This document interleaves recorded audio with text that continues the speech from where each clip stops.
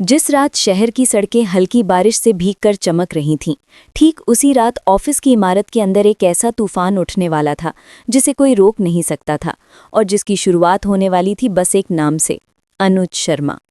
जी हाँ, कहानी शुरू होती है उस पल से जब आर्यवर्धन अपने दिल के अंदर छिपे हर सच को दबाते हुए पूरे स्टाफ के सामने खड़ा था। चेहरे पर मुस्कान थी, पर अंदर कहीं बहुत कुछ उलझा हुआ था। और तभी उसने माइक्रोफोन उठाया और कहा, आज हम सब के बीच वो लड़की वापस लौटी है जिसने इस कंपनी को एक नया मुकाम, एक नया आसमान दिया है। ये सुनकर पूरा हॉल शांत हो गया, जैसे सब एक ही सांस में अटक गए हों। और तभी आर्यवर्धन की आवाज़ फिर गूंजी, और इस वेलकम पार्टी का नाम है अनुज शर्मा। उसके शब्दों के जैसे ही हवा में घुलते हैं तालियों की आवाज़ गूंज उठती है।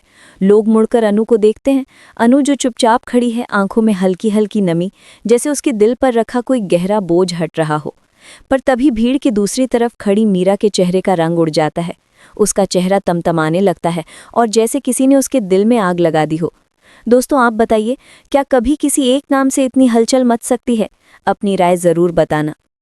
जैसे ही मीरा को समझ आता है कि ये पार्टी उसके लिए नहीं बल्कि अनु के लिए है, उसके हाथ कांपने लगते हैं। वो तेजी से आगे बढ़ती है और सबके सामने बिना किसी डर के आर्यवर्धन का कॉलर पकड़ लेती है। हॉल में सन्नाटा छा जाता है, सबकी आंखें फैल जाती हैं। मीरा की आवाज़ गुस्से से कांप रही होती है। सर, ये पार्टी मेरे लिए थी। आपने मुझे ऑफिस वापस लाने के लिए मेरे घर तक आकर मुझसे माफ़ी मांगी थी। आपने कहा था कि मेरे बिना ऑफिस अधूरा है। तो फिर आज सबके सामने आपने अनु का नाम क्यों लिया? आखिर क्यों? उसकी आंखों से आंसू बहने लगते हैं, लेकिन वो खुद को रोकती नहीं। वो अपनी तकलीफ को रोकने की कोशिश भी नहीं करती। आर्यवर्धन एक पल के लिए स्तब्ध रह जाता है। वो मीरा के हाथ को धीरे से हटाता है और फुसफुसाकर कहता है, मीरा, तुम होश में हो? ये क्या कर रही हो तुम? लेकिन मीरा की आवाज़ और तेज और कड़वी हो जाती है। हाँ सर, मैं बिल्कुल होश में हूँ। पर क्या आप होश में हैं? आपको ये पता है कि आप क्या कर रहे हैं? आप मेरे घर आए थे, आप मुझे वापस लेकर आए, और फिर भी यहाँ आकर आपने अनु का नाम ले लिया। क्यों सर, क्यों? दोस्तों, क्या कभी किसी गलतफहमी ने किसी रिश्ते को तोड़ दिया है? अपनी राय ज़रूर शेयर करें। आर्यवर्धन गहरी सांस लेकर उसे समझाने की कोशिश करता है। मीरा सुनो, ये पार्टी हमेशा से अनु के लिए थी। वो बेगुनाह साबित हुई है, उसने कंपनी को जिताया है। पूरी टीम ने फैसला किया था कि हमें उसका सम्मान वापस देना चाहिए। उसने जो सहा है, उसके बाद ये ज़रूरी था। इसमें किसी का भी अपमान नहीं है, खासकर तुम्हारा नहीं। पर मीरा की आंखों में आंसू और गुस्सा एक साथ जल रहा होता है। नहीं सर, आप सिर्फ अनु को देखते हैं। इस ऑफिस में और भी लोग हैं, पर आपकी नज़र में बस वही है। मैंने भी सालों दिए हैं इस कंपनी को, पर कभी आपके मुंह से मेरे लिए दो अच्छे शब्द नहीं सुने। आज पहली बार उम्मीद थी कि आप मेरी सराहना करेंगे, पर नहीं, अनु आ गई और सब कुछ बदल गया। उसका दर्द जैसे बह नहीं रहा बल्कि फट रहा था। जब से अनु आई है, आप बस उसी की चिंता करते हैं। अनु ऑफिस क्यों नहीं आई? अनु कहाँ है? अनु किस मुसीबत में है? और अगर वो फंस भी जाए तो आप उसे बचाने भाग जाते हैं। सर, सच बोले, आपकी दुनिया में सिर्फ अनु है और कोई नहीं। दोस्तों, आपको क्या लगता है, मीरा सही कह रही है या वो बस जलन में अंधी हो रही है? बताना ज़रूर। आर्यवर्धन की सहनशीलता टूटने लगती है। वो कड़क आवाज़ में कहता है, मीरा, तुम हद पार कर रही हो। तुम्हें समझ भी है तुम क्या बोल रही हो?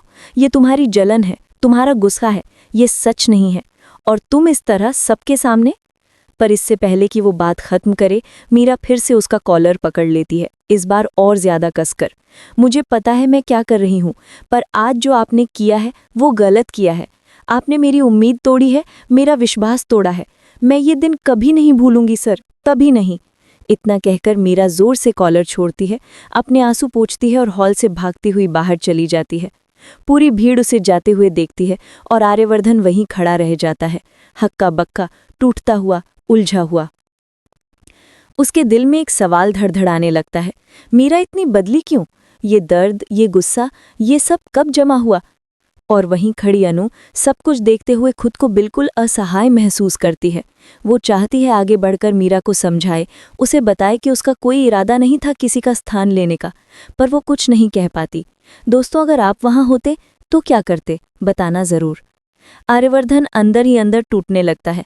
मन कहता है मीरा के पीछे जाए, उसे रोके, उसकी बातें सुने, पर दिमाग कहता है कि वो अभी गुस्से में है। उससे बात करना आग में घी डालने जैसा होगा। वो धीरे से आंखें बंद करता है और सोचता है, मीरा को क्या हो गया है? ये जलन कब उसके भीतर इतनी गहरी हो गई? उधर मीरा बाहर जाकर बारिश में खड़ी हो जाती है। आंखों से आंसू बह रहे हैं। वो खुद से भी लड़ रही है। उसे पता है उसने गलती की है, पर उसके दिल का दर्द उससे ज्यादा तेज है। वो कहती है, मैंने इतना सब कुछ दिया पर मुझे कभी कुछ नहीं मिला, आखिर क्यों? कहानी का मोड़ यहाँ से और गहरा हो जाता है, क्योंकि अब सवाल सिर्फ पार्टी का नहीं रहा। अब सवाल रिश्तों, विश्वास और दिलों की जंग का है। और दोस्तों, आप बताइए, आर्यवर्धन को इस वक्त मीरा के साथ क्या करना चाहिए? उसे मनाना चाहिए या उसे वक्त देना चाहिए? अपनी राय ज़रूर लिखें। और इस तरह उस रात ने 3 जिंदगियों को बदल दिया। अनु की, जो चुपचाप सब कुछ सहती रही, मीरा की, जो जलन और दर्द के बीच खो गई, और आर्यवर्धन की, जो दोनों के बीच फंसकर खुद को भी खोता गया। कहानी यहाँ खत्म नहीं होती, पर इस मोड़ के बाद हर चीज़ पहले जैसी नहीं रहने वाली।